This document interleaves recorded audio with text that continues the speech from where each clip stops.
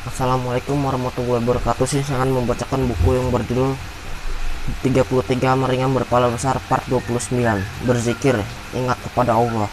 Orang yang berzikir mengingat Allah di tengah-tengah komunitas manusia yang lalai kepada Allah, bagaikan orang yang berperang sebagai syuhada di antara orang-orang yang berlari dari medan pertempuran. Zikir adalah jiwa dari segala amal, esensi dari segala perilaku dan akhlak manusia, sebab yang tampak dari lahiriah manusia sejatinya adalah cerminan hati manusia. Sehingga jika hati selalu berzikir, maka amal dan akhlaknya menjadi mulia. Berzikirlah kamu kepadaku, niscaya ku berzikir kepadamu. Quran Surat Al-Baqarah ayat 152. Orang yang selalu dekat kepada Allah dengan selalu mengingatnya di pagi, siang, malam, dan kapan saja di tempat yang baik, sudah pasti akan terhindar dari perbuatan maksiat. Zikir tidak terbatas di waktu-waktu khusus habis sholat. Zikir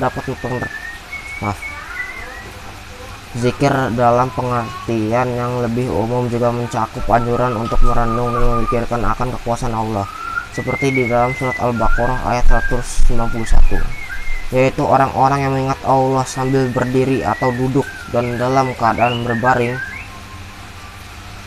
dan mereka memikirkan tentang penciptaan langit dan bumi, seraya berkata, "Ya Tuhan kami, tidaklah Engkau menciptakan ini dengan sia-sia. Maha suci Engkau, maka peliharalah kami dari siksa neraka." Kita tahu, zikir sehabis sholat 5 waktu sangatlah besar pahala keutamanya. Al-Quran bahkan telah mengingatkan kita akan hal ini. Dan sesungguhnya mengingat Allah, sholat adalah lebih besar keutamaan daripada ibadah-ibadah lain. Quran Surat Al-A'raf ayat 45. Ibnu Abbas radhiyallahu anhu berkata bahwa dalam hal ini ada dua pendapat. Pertama, berzikir dengan menyebut nama Allah dan sholat, menyebut nama Allah dalam sholat sungguh luar biasa pahalanya dari yang mengingatnya di luar sholat. Kedua, sesungguhnya berzikir mengingat Allah dengan sholat lebih besar pahalanya daripada ibadah-ibadah lainnya. Penjelasan ini sangat penting bagi kita karena baik berzikir atau mengingat Allah dengan menyebut namanya sehabis sholat maupun berzikir dengan cara mendirikan sholat, keduanya sama-sama memiliki manfaat dan hikmah yang sangat besar bagi siapa yang mengamalkannya. Bahkan dalam ayat yang lain, Allah Subhanahu wa Ta'ala mengatakan bahwa berzikir dalam menenangkan dan menenteramkan hati dan pikiran. Di luar itu, Nabi Shallallahu Alaihi Wasallam juga pernah bersabda, barang siapa yang bertasbih setelah sholat sebanyak 33 kali, bertahmid 33 kali, bertakbir 33 kali, dan menyempurnakannya hingga 100 kali dengan bacaan La ilaha illallah wahdahu la syarikalah lahul mulku walahul hamdu yuhyi wa yumit wa huwa alai kulli syai'in qadir. Tiada Tuhan selain Allah yang Maha Esa, tiada sekutu baginya, miliknya kerajaan dan segala pujian. Dia menghidupkan dan mematikan, dia berkuasa atas segala sesuatu, maka diampuni dosa-dosanya meskipun seperti buih di lautan. Hadis riwayat Mustaqaf alaih. Dalam keadaan kita saat ini, pekerjaan sering menuntut untuk bersegera dalam segala hal,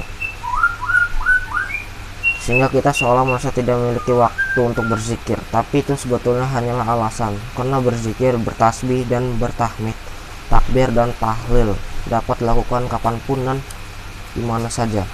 Bisa dilakukan sambil berkendara, di saat menunggu, sambil berjalan, dan lain-lain. Bahkan kemacetan lalu lintas akan memberi hikmah tersendiri bagi yang hatinya selalu berzikir.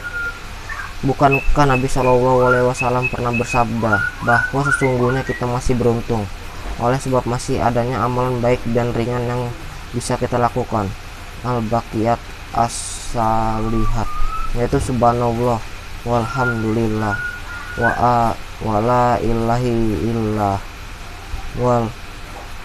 walluhu akbar wala haula wala quwata illa billahil aliyal adin. Menurut hadis yang diriwayatkan oleh Ibnu Umar radhiyallahu anhu ini, tidak ada seorang pun yang melafazkan kalimat tersebut di atas, melainkan diampuni dosa-dosanya, meskipun seperti buih di laut.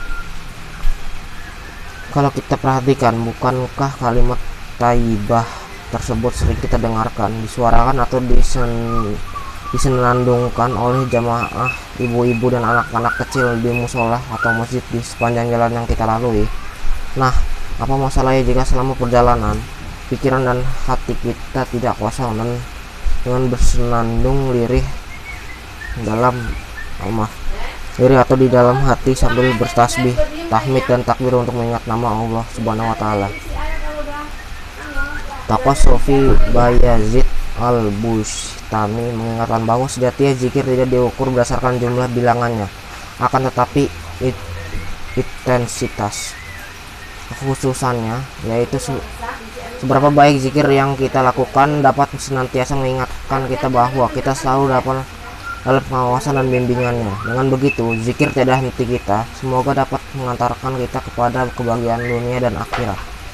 Cukup sekian yang saya bacakan. Kalau ada kesalahan dalam membaca mohon maafkan. Saya akhiri. Wassalamualaikum warahmatullahi wabarakatuh.